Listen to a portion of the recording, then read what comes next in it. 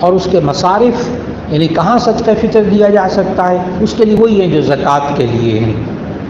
اگر زکوٰۃ کے مصارف، صدقہ فطر کے مصارف جب معلوم کرنا چاہیں تو سورہ توبہ کی آیت نمبر 60، سورہ توبہ آیت نمبر 60، اس میں اللہ تعالیٰ نے 8 مصرف بتائے ہیں، 8 قسم کے انسان بتائے ہیں جن کو صدقہ فطر اور زکوٰۃ دی جا سکتی ہے۔ انما الصدقات للفقراء والمساکین والعاملین علیہا والمؤلفۃ قلوبہم وفی الرقاب والغارمین وفی سبیل اللہ وابن السبیل، یعنی فقیر جو صاحب نصاب نہ ہو اس کو آپ زکوٰۃ دے سکتے ہیں۔ نمبر 2 مسکین، جس کے پاس کھانے کو کچھ نہ ہو آپ اس کو زکوٰۃ دے سکتے ہیں۔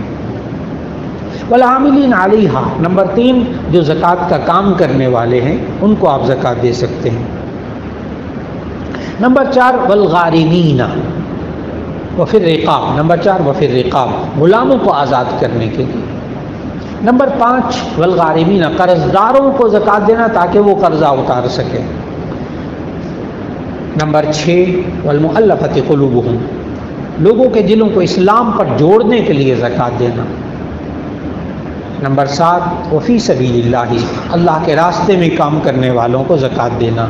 نمبر 8 وابن السبیل، مسافر کو حالت سفر میں جب وہ محتاج ہو جائے تو اس کو زکوٰۃ دینا، اگرچہ وہ اپنے علاقے میں اپنے ملک کے اندر خوب کھاتا پیتا ہے لیکن حالت سفر میں اس کا بٹوا گم ہو گیا، اس کا سامان گم ہو گیا، کوئی طریقہ نہیں ہے، آپ اس کو حالت سفر میں مسافر ہونے کے لیے تعاون کرنا، مسافر کو مستحق ہے تعاون کرنا، یہ بھی جائز اور درست ہے۔